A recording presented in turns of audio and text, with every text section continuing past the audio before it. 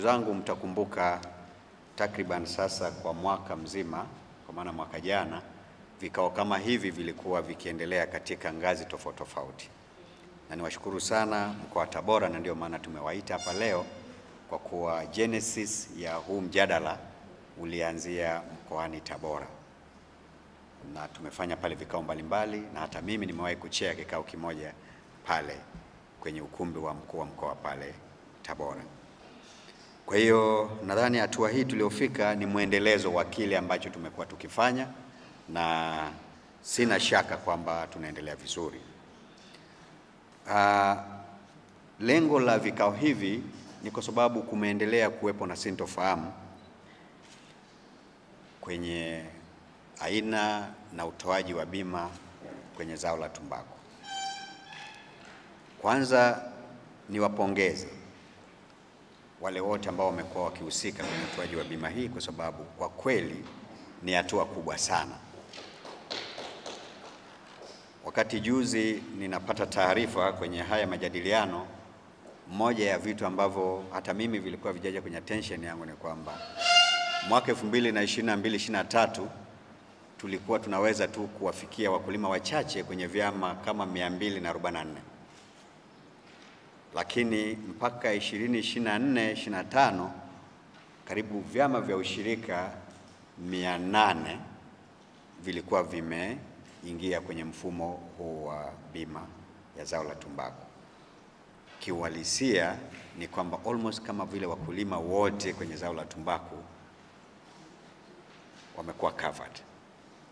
Kwa hiyo ni jambo la kujivunia sana, kwa sababu ni hatua kubwa.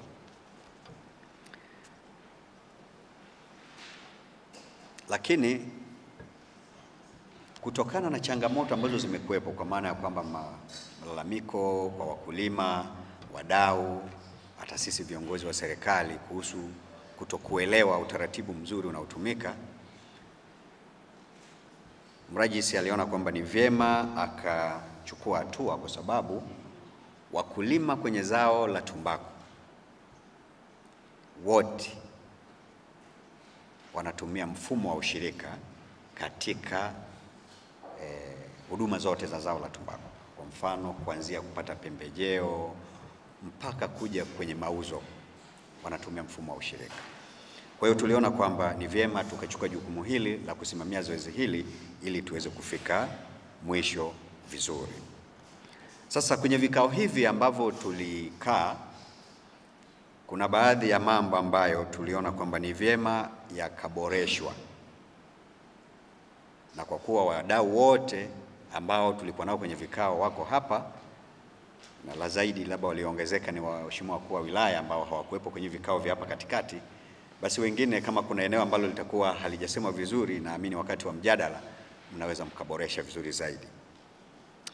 Sasa jambo la kwanza ambalo lilionekana ni kwamba bima tulionayo saizi kwenye zao la tumbaku kupitia vyama vya ushirika linamsaidia mkulima kwa upande mmoja, kwamba anapokuwa amekopa inputs, pembejeo kutoka kwenye mabenki, basi ile bima inamlinda ikitokea hakupata mavuno kama ambavyo ilitarajiwa, ambao haiwezi kulipa mkopo wake, basi yule mkulima atalipiwa mkopo wake kupitia kwenye bima. Upande mmoja ambao ni mzuri sana, kwa sababu kama mkopo utalipwa ni kwamba mwisho wa siku yule mkulima atatakiwa kwenda kuuza sasa ng'ombe wake ili alipe. Kwa hiyo atakuwa amepata hasara mara mbili. Mara ya kwanza ni kwamba hakupata kitu, kwa hiyo hana income, lakini mara ya pili ni kwamba atahitajika kwenda kuuza hata mali zake ili aweze kulipia ule mkopo.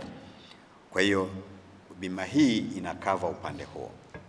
Lakini bima hii haimpi afueni huyu mkulima sasa kurudi shambani, kwa kuwa tunajua wakulima wetu wa tumbaku wanatumia zaidi ya miezi 8 mpaka 9, 10 shambani.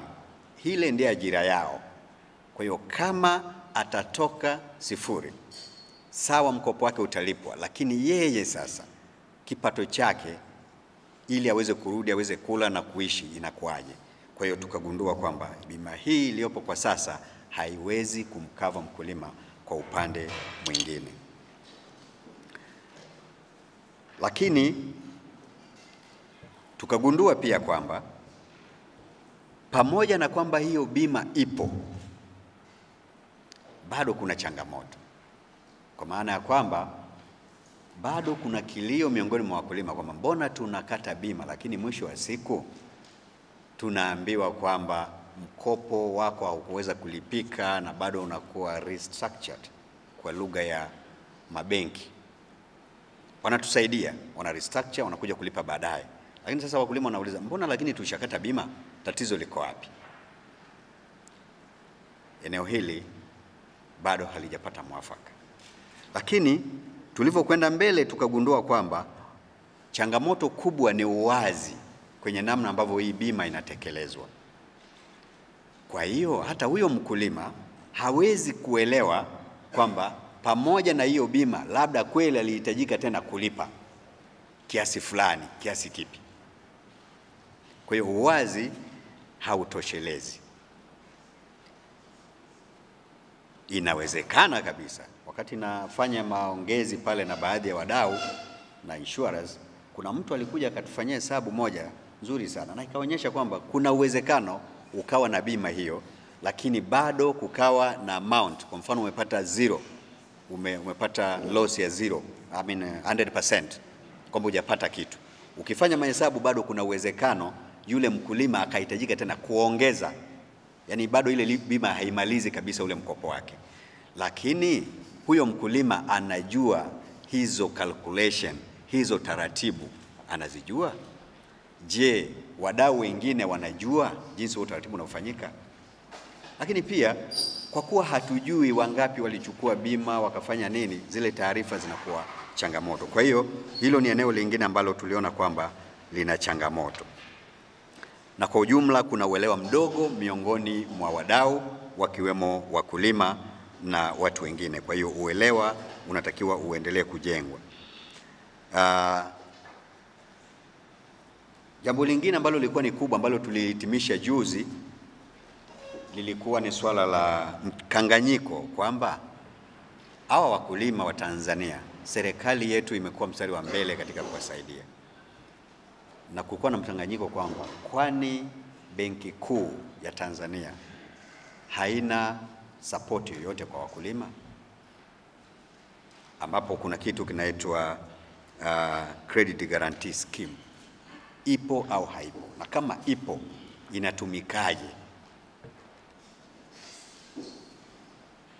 Mheshimiwa Wakuu wa Wilaya na viongozi wote mliopo, tulipata maelezo ya kina kabisa kwamba garantia ya serikali kupitia Benki Kuu ipo kwa maximum 75%, up to 75% ya mikopo ambayo inatolewa.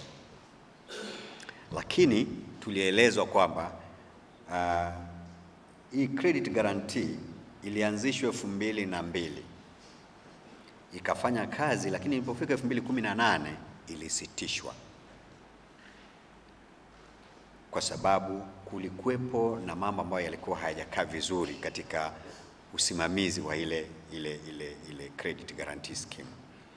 Kwa hiyo kilichofanyika ni kwamba baada ya kusitishwa mpaka 2024, kwa maana kwamba mwaka jana, ndipo iliporudishwa tena ikiwa imetengenezewa utaratibu mpya ambao ni mzuri zaidi kwa mujibu wa wasimamizi BOT. Kwa hiyo credit guarantee ipo.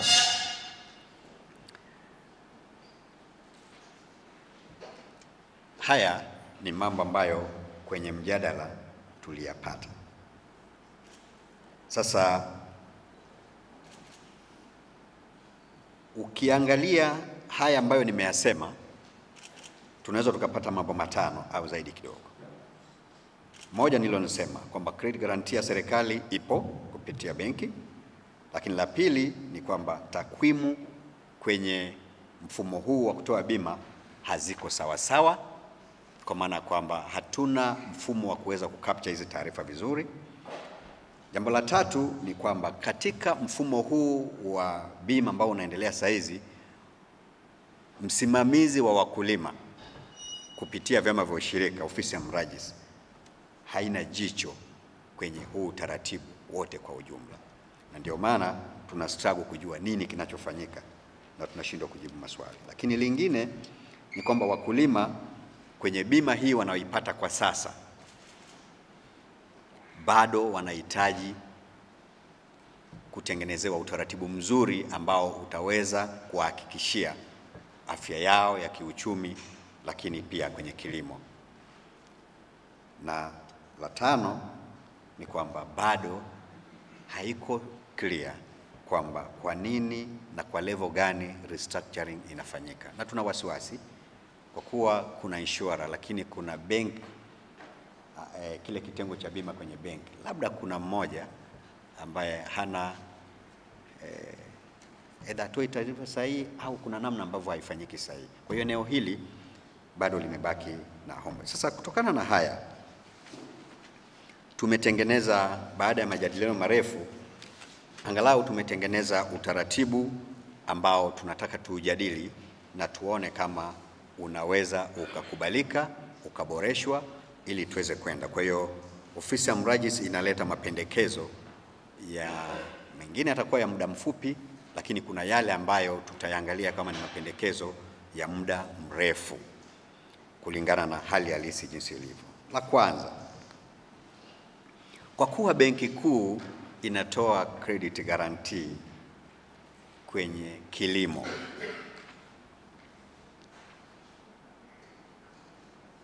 ni wajibu wetu wote kutumia hiyo fursa. Nasema hivyo kwa sababu kwa maelezo niliyopata jana ni kwamba credit guarantee pamoja na kwamba ipo, lakini sio lazima. Yaani benki wanaweza kuamua kuitumia au kutokuitumia. Lakini kwa muktadha wa mkulima wa Tanzania ambaye tunahitaji kumsaidia, kumpunguzia gharama as much as possible, hii haiwezi kuwa ni option kwa yule ambaye anataka kufanya kazi na wakulima kupitia vyama vya ushirika. Kwa hiyo lazima tukubaliane kwamba mabenki yetu sasa lazima yaende kusecure hii credit guarantee ili iweze kusaidia mkulima. Sasa hapa pendekezo letu ni kwamba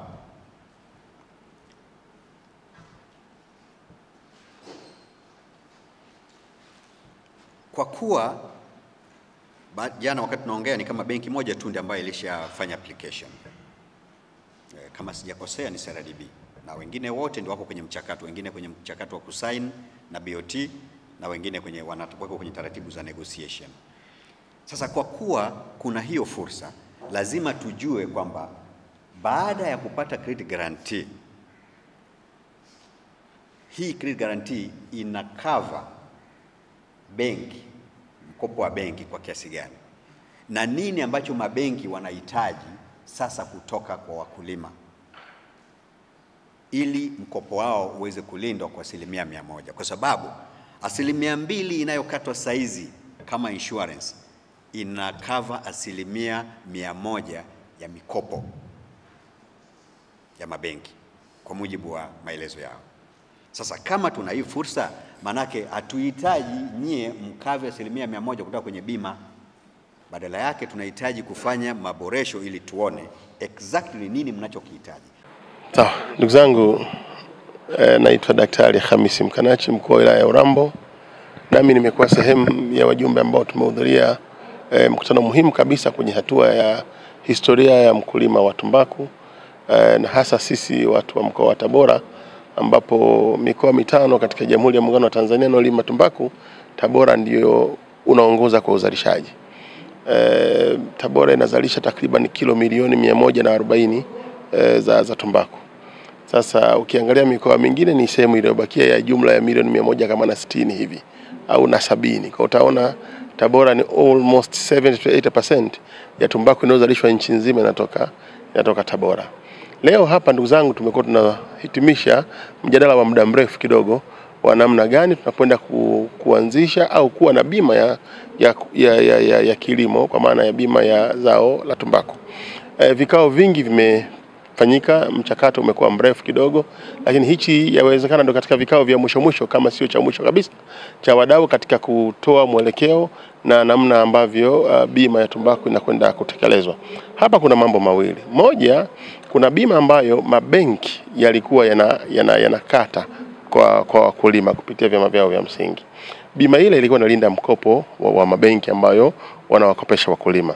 Kwa mazungumzo yaliyoendelea kwenye kikao ni kwamba ile bima iendelee, ya mabenki kuendelea kukata sehemu ambayo walikuwa wanalinda mkopo wao. Lakini kinachozungumzwa zaidi sasa ni ile bima inayokwenda kumlinda mkulima na majanga mbalimbali yanaweza kumkuta mkulima, kuanzia anapokuwa ameandaa mashamba yake, tumbaku yake inapokuwa shambani, mpaka anapoitoa na mpaka anapoenda kwa mnunuzi. Sasa wanazungumzia habari ya pre and post harvest. Hii inakwenda kuwa covered na wenzetu sasa wa TCDC pamoja na wenzetu wa bodi ya tumbaku. Hawa wamekaa wawili wakaona kuna namna wanaweza wakafanya wao kuangalia namna ya kumlinda mkulima bila mkulima kuchangia shilingi hata moja na bila mkulima kukatwa popote. Kwa maana hiyo ni kwamba serikali ndio inayokwenda kumlipia bima mkulima wa tumbaku. Kwa hiyo ile bima ambayo mabenki yalikuwa yanafanya kwa ajili ya kulinda mkopo wao, hiyo itakuwa inaendelea. Lakini sasa ile kwa sababu haimsaidii mkulima, ndio maana serikali ikafikiri sasa iangalie namna ya kumlinda mkulima na majanga. Ndipo sasa TCDC pamoja na wenzetu wa TTB kwa maana ya bodi ya tumbaku wamekuja na mpango ambao wao sasa kupitia vyanzo vyao na mifuko yao ndio watakaozalisha gharama ambayo itamlipia mkulima gharama nzima ya bima. Sasa ili uende kwenye utekelezaji wa zoezi lile la bima, lazima uwe na mfumo ambao sasa utamtambua mkulima. Na ndipo hapa tunapoambiwa kwamba kuna mfumo ambao umewasilishwa kupitia mshauri elekezi pamoja na wenzetu wa TFC, kwa maana ya kwamba ukamjue mkulima mmoja mmoja yuko wapi, ana shamba lenye ukubwa kiasi gani, analima tumbaku ekari ngapi, kwa sababu kumekuwa na udanganyifu hapa katikati. Mkulima anachukua mkopo wa ekari 10 na ni kweli ana shamba la ekari 10, lakini halimi tumbaku ekari 10, analima ekari 2.5, analima ekari 4. Sasa huyu mkulima wa namna hii ukiendelea kumhudumia katika sura ya namna hiyo, hawezi hata kuwa na uwezo wa kulipa mkopo wake mwisho wa siku, sababu utamkopesha thamani ya ekari 10, lakini yeye anakwenda kulima ekari 2.5 au anakwenda kulima ekari 4. Atakuja kukizalisha hakiendani na mkopo aliochukua. Kwa mwisho wa siku atashindwa kulipa ule mkopo. Na ndio maana hapa tunaposema tuna mfumo huu unakwenda kumtambua mkulima mmoja mmoja na eneo alipo na kuchukua location kwa maana ya zile majira nukta na mpaka majirani zake.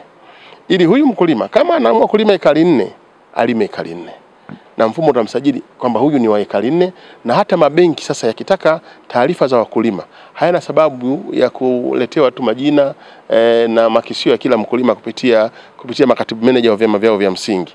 Mfumo utafanya kazi vizuri na mabenki wanaweza wakanufaika, wakajua uhalisia wa kila mkulima na kila kiwango cha ekari anachokwenda kulima, ili mkopo wake hivyo mkopo wa kuni, mkopo wa kugredi, lakini pia na mkopo wa uendeshaji wa zao lenyewe. Kwa hivyo vitakuwa vimealign na uhalisia wa taarifa na kila ambacho mkulima anakwenda kukifanya.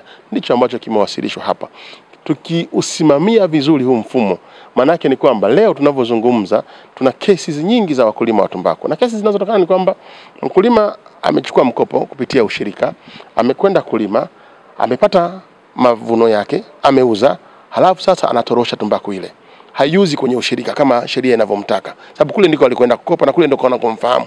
Ukiuza kwenye ushirika, maana yake ni kwamba hela ikija watakata lile deni la mkopo ambao ulichukua wakati wa uzalishaji wako. Sasa wakulima wetu wamekuwa na wakati mwingine na udanganyifu kwamba wanakwepa kwenda kwenye ushirika, anafanya side selling kwamba anauza pembeni ambako sasa atambuliki, hajulikani, ili kule apate hela yote mfukoni, asilipe mkopo wake wa deni.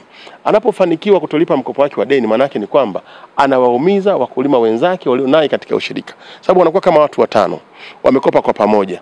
Wewe unapotorosha tumbaku yako na mimi nikatorosha tumbaku yangu, maana yake ni nini? Hawa 3 wanaobaki, faida walioipata inaenda kulipia madeni yetu sisi ambao tumetoroka kwenye ule ushirika.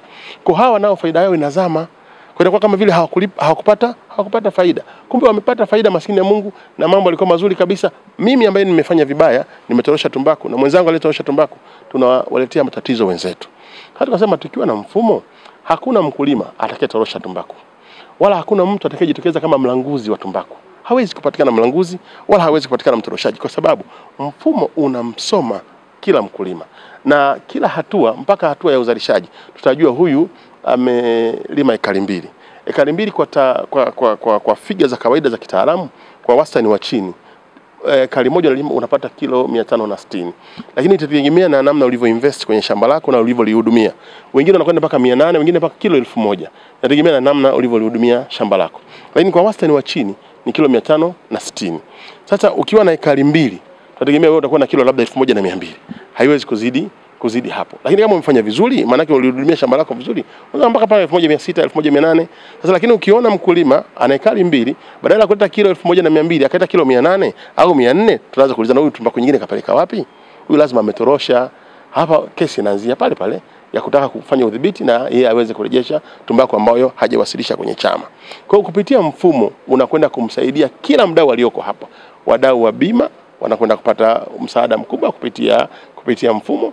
Mabenki yanakwenda kupata msaada mkubwa kupitia mfumo. Ofisi ya mrajisi na wasimamizi wa shughuli za kilimo wanakwenda kupata msaada mkubwa. Lakini hata wizara, sababu leo ulizana, mabenki waulize wameweza kuhudumia wakulima wangapi kwa maana ya mikopo yao, hiyo wanayo kirahisi. Lakini majanga, taarifa hizi hawana nzuri na wanapishana kwenye maeneo hayo kupitia mfumo. Sasa kwa sababu mfumo una maeneo yote mpaka ya kuangalia aliyepata majanga na sababu za majanga, alivyohudumiwa na ambavyo hakuhudumiwa. Kwa kila kitu kinakuwa kimehifadhika vizuri. Kwa mfumo unakwenda kumsaidia kila aliyeko pale ndani.